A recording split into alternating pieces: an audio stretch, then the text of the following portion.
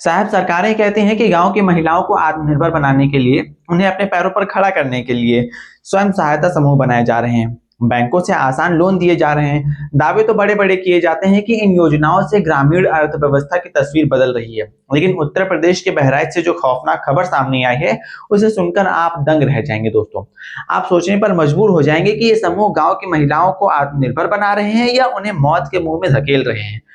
क्या ये लोन सचमुच किसी गरीब की मदद के लिए है या फिर किसी की जिंदगी छीनने का एक नया सरकारी और गैर सरकारी जाल बन चुके हैं? पूरा मामला बहराइच जिले के थाना हरदी क्षेत्र का है, जहां एक गांव है दोस्तों, खालीपुरवा। इसी गांव की रहने वाली थी नानकाई, एक साधारण सी ग्रामीण महिला जो अपने परिवार के साथ सम्मान से जीना चाहती थी। नानकाई का कसूर सिर्फ इतना था कि उनके पति कोयली ने अपने परिवार के तंगियों को दूर करने के लिए, बच्चों के बेहतर भविष्य के लिए, या कहीं शायद किसी घर की बड़ी जरूरत को पूरा करने के लिए स्वयं सहायता समूह से 2 लाख रुपए का कर्ज ले लिया था। 2 लाख रुपए आज के जमाने में बहुत बड़ी रकम नहीं होती, लेकिन गांव के छोटे से गरीब परिवार के लिए रकम पहाड़ जैसी होती है। कर्ज तो ले लिया गया, लेकिन उसे चुकाने की छटपटाहट में नानकाई के पति को अपना घर बार, अपनी पत्नी और अपने बच्चों को छोड़ना पड़ा दोस्तों। वो अपनों से सैकड़ों किलोमीटर दूर पंजाब के जालंधर चले गए, ताकि वहां दिन रात हाथ तोड़ मेहनत करके मजदूरी कर सकें और इस 2 लाख रुपए के कर्ज को उतार सकें। पति परदेश में पसीना बहा रहा था और यहाँ गांव में नानकाई अकेली रहकर अपने परिवार को संभाल रही थी। लेकिन इसी बीच शुरू होता है वसूली करने वालों का असली और घिनौना खेल। जैसे ही किश्त में थोड़ी भी देरी होती, समूह के तथाकथित कर्मचारी और रिकवरी एजेंट इस गरीब महिला के घर पर धमकना शुरू कर देते हैं। मृतका के भतीजे ललित कुमार मिश्रा ने कैमरे के सामने आकर जो दास्तान सुनाई है, वो किसी भी संवेदनशील इंसान की रूह कपा देने के लिए काफी है दोस्तों। क्या नाम है आपका? ललित कुमार मिश्रा। ये जो मृतक हैं कौन है आपकी? मेरी बुआ जी हैं। क्या नाम है? ननकई। उम्र कितनी है? उम्र 41 साल। क्या घटना हुई, कैसे मौत हुई है? ये घटना स्तर ये हुई, उन्होंने इनके पति देव ने समूह निकाला था। वो समूह के 2 लाख रुपए निकाल के उसके बाद में जलंधर चले गए। जलंधर जाने के बाद में जब वो किस्त नहीं दे रहे थे और इनको समूह वालों ने दबाव बनाया इनके ऊपर, और कुछ 10 लोग समूह वाले थे और जो गांव के समूह साथ में निकाले थे वो गाली गुताली उल्टा सीध कहा, तो उस वजह से इनको मानसिक संतुलन इनका ख़राब हुआ। और जो वो थे उनको जब फ़ोन किया तो उन्होंने कहा अपने मायके चली जाओ और जब मैं आऊँगा तब आना। और उसके बाद में और कुछ भी कहा है तो सारी चीज़ें वो बता नहीं पाई, उससे पहले एक्सपायर हो गई हैं। उनका मोबाइल मेरे पास है, मैं उसको सर्फ लाइन पे लगवा के उसके बाद में उसका पूरा बैक डाटा निकलवा के फिर लगाऊंगा। तो इनको कौन लोग परेशान कर रहे थे? उनको परेशान कर रहे थे जो मतलब समूह वाले थे वो, क्योंकि 2 लाख रुपए उन्होंने निकाल लिया। उसके बाद में वो देनदार नहीं बन रहे थे, वो यहाँ से चले गए जलंधर को। अब वो जब उनके पास फ़ोन किया गया तो वो बोले कि हम जब तुम अपने मायके चले जाओ। पति ने निकाला था? हाँ, पति ने निकाला था। पति और मांगा जा रहा था पत्नी से? पति और पत्नी दोनों मिलके ना समूह का पैसा निकलता है, लेकिन लेके वो खर्च के उन्होंने किया था ना, तो जो पैसा खर्च करके उसके बाद वो जलंधर भाग गए। अब वो किस्त नहीं जमा कर रहे थे। जब वो किस्त नहीं जमा कर रहे थे तब इन्होंने जब कहा तो बोले कि तुम अपने मायके चले जाओ। उसके बाद में मुझे फ़ोन किया था इन्होंने, तो मैंने इनको समझाया था, लेकिन उन लोगों ने, समूह वालों ने और इन लोगों ने इतना कुछ कह दिया उनको कि उनका मानसिक संतुलन खराब हो गया।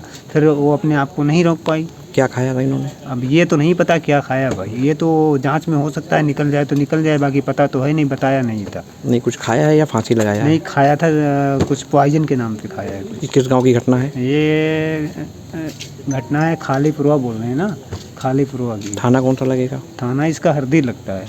महिला का नाम क्या है? महिला का नाम ननकाई। पति का नाम?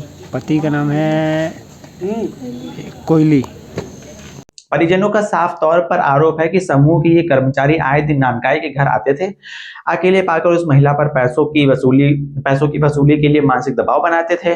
हद तो तब हो गई जब इन कर्मचारियों द्वारा महिला के साथ अभद्रता की जाने लगी, गाली गलौज और जबरन वसूली की धमकियां दी जाने लगी। आप जरा ठंडे दिमाग से सोचिए दोस्तों, और उस परिस्थिति की कल्पना कीजिए। एक अकेली ग्रामीण महिला जिसका पति घर पर नहीं है, जो खुद तंगी से जूझ रही है, उसके घर के दरवाजे पर रोज कुछ लोग आकर खड़े हो जाएं, तमाशा करें, बदतमीजी करें और पूरे समाज के सामने उसे जलील करें, तो उस महिला पर क्या गुजरेगी? वो इस मानसिक टॉर्चर को आखिर कब तक सहती? रोज रोज का ये विवाद, ये बेइज्जती और ये असहनीय मानसिक तनाव नानकाई के बर्दाश्त के बाहर हो गया और आखिरकार इसी खौफनाक प्रताड़ना से तंग आकर, इस घुटन भरी जिंदगी से हार कर उस मजबूर महिला ने घर में रखा जहरीला पदार्थ गटक लिया। जब हालत बिगड़ी तो परिजन आनन फानन में उसे अस्पताल लेकर भागे। डॉक्टरों ने उसे बचाने की तमाम कोशिशें की, दवाइयां दी गई, वेंटिलेटर का सहारा लिया गया, लेकिन इन वसूली करने वालों ने उसके दिमाग पर जो गहरा जख्म दिया था वो उसकी जिंदगी पर भारी पड़ गया। इलाज के दौरान नानकाई ने दम तोड़ दिया और उसकी उखड़ती सांसों के साथ ही एक और हंसता खेलता परिवार उजड़ गया। अब नानकाई इस दुनिया में नहीं है, लेकिन पीछे छोड़ गई हैं कई जलते हुए सवाल। मृतका के भतीजे ललित कुमार मिश्रा पुलिस के सामने, प्रशासन के सामने और मीडिया के कैमरों के सामने चीख चीख कर कह रहे हैं कि उनकी बुआ को समूह के कर्मचारियों ने मरने पर मजबूर कर दिया। वो सीधे तौर पर इन कर्मचारियों को अपनी ही बुआ का कातिल बता रहे हैं। अब हमारा सीधा सवाल है दोस्तों, इस देश के सिस्टम से है, प्रशासन से है और उन बड़ी बड़ी संस्थाओं से है जो खुद को गरीबों का मसीहा कहती हैं। साथ ही देश के बड़े बड़े उद्योगपति, पूंजीपति और रसूखदार लोग बैंकों से हजारों करोड़ रुपए का लोन डकार जाते हैं। जब वो बैंकों को चूना लगाकर विदेश भाग जाते हैं, लंदन और दुबई के आलीशान महलों में ऐश करते हैं, तब आपकी रिकवरी टीमें, आपके वसूली भाई उनके घरों पर जाकर ऐसी गुंडागर्दी क्यों नहीं दिखाते? तब ये नियम, ये कानून, ये सख्ती कहाँ सो जाती है? तब तो बड़े बड़े कॉर्पोरेट दफ्तरों में बैठकर सेटलमेंट की बातें होती हैं, लेकिन जब गांव के किसी गरीब का, किसी लाचार किसान या मजबूर का मात्र 2 लाख रुपए का कर्ज होता है, तो क्या उसकी वसूली इंसान की जान की कीमत की जाएगी? क्या एक महिला की अस्मत और उसके आत्मसम्मान को कुचलकर ये कंपनियां अपना मुनाफा कमाएंगी? इस घटना के बाद से खालीपुरवा गांव में मातम पसरा हुआ है दोस्तों। पीड़ित परिवार का रो रो कर बुरा हाल हो रहा है। घटना की सूचना मिलने के बाद पुलिस मौके पर पहुंची है। शव को कब्जे में लेकर पोस्टमार्टम के लिए भेज दिया गया है। पुलिस के आला अधिकारी कैमरे पर रूटीन बयान दे रहे हैं कि मामले की गंभीरता से जांच की जा रही है, पोस्टमार्टम रिपोर्ट आने का इंतजार है और जो भी तथ्य सामने आएंगे उसके आधार पर सख्त कानूनी कार्रवाई की जाएगी। लेकिन सवाल तो वही है ना साहब, कि क्या ये जांच किसी मुकाम तक पहुंचेगी? क्या उन रसूखदार समूह के कर्मचारियों पर, उन रिकवरी एजेंटों पर आत्महत्या के लिए उकसाने का मुकदमा दर्ज होगा और उन्हें जेल के सलाखों के पीछे भेजा जाएगा? या फिर हर बार की तरह इस बार भी फाइलें सरकारी दफ्तरों में धूल खाएंगी? जांच के नाम पर मामलों को ठंडा कर दिया जाएगा और बड़े बड़े सरकारी विज्ञापनों और दावों के शोर के पीछे इस गरीब नानकाई की मौत की कहानी हमेशा के लिए दबा दी जाएगी।